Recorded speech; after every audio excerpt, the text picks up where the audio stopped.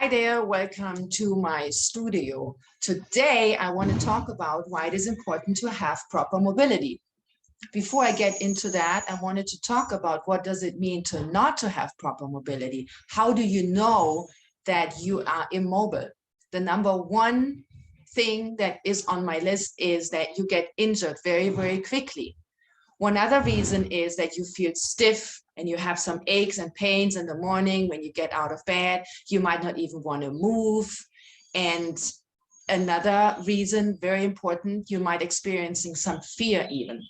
Fear to get moving because you're so afraid that you get injured. What does it mean to have proper mobility? I do believe that we should be getting on and off the floor without using our hands. And I'm going to show you in the next video how this is going to look like. What does it mean to not to have proper mobility? And I'm going to explain. I'm going to give you an example of a client of mine who I worked with for 6 months. How she felt when she was not very mobile and how good she's doing now. So I have this client, she's 72 years old. She had a car accident a few years ago. And because of scar tissue that she developed, she had problems looking back when she was sitting in her car. She noticed driving her car to look back. She couldn't see really what's behind her. And she loves to ride her bike.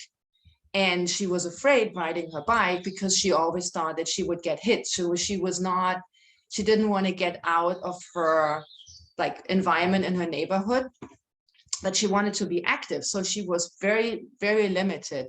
And after I was working with her, she had full range of motion. She was able to look back what's behind her. And she sent me a text and a photo of her coming back from a 50-mile bike ride with 3,000 feet elevation.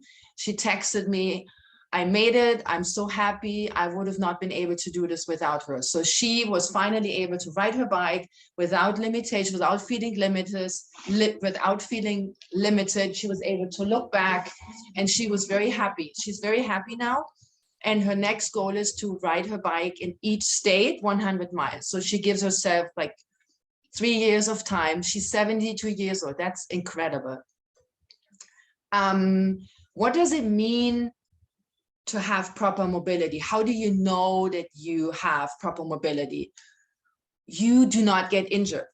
If you have proper mobility, there's hardly any risk of you getting injured. You also recover quickly. You get back on track very quickly if you have enough mobility.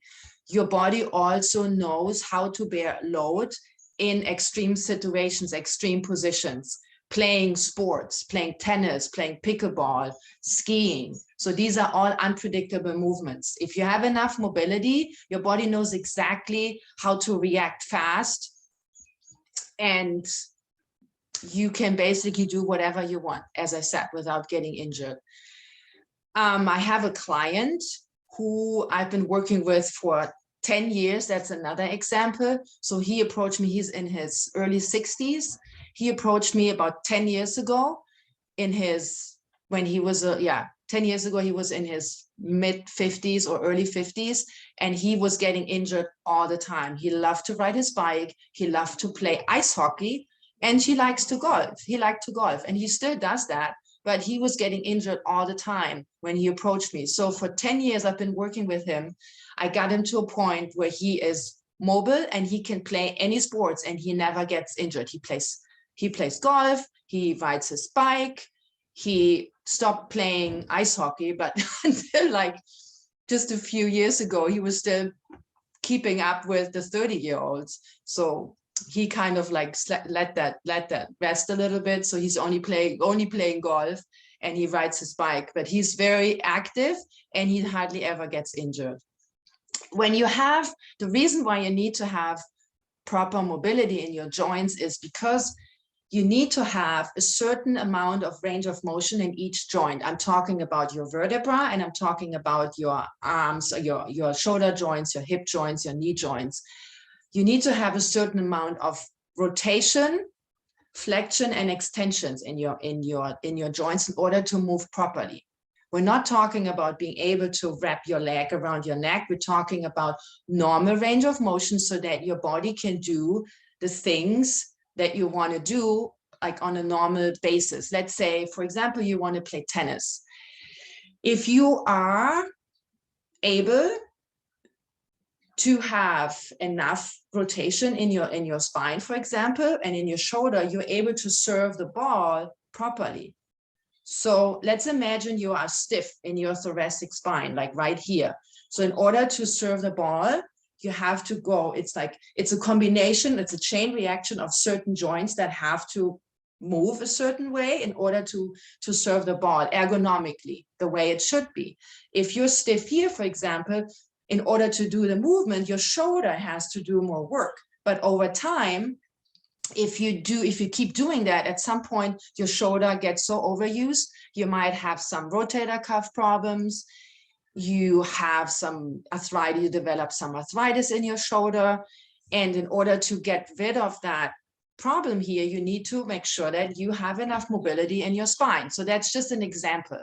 I can give you tons of examples, but yeah, so, and I wanted to do a rating, and I would like you to direct message me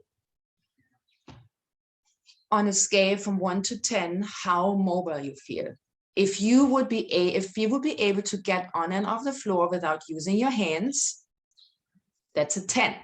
If you have problems getting in and out of bed in the morning and you're feeling stiff and it takes you a long time to get moving, or if you have if you fear to get moving in the morning or playing sports, that's a 1. So I would like you to rate and give me send me a direct message on a scale from 1 to 10 how mobile you are. And in the next video, we're going to do an assessment, how you can check yourself how mobile you are. Okay, so look out for the next video, and I'm looking forward to seeing you. Bye-bye.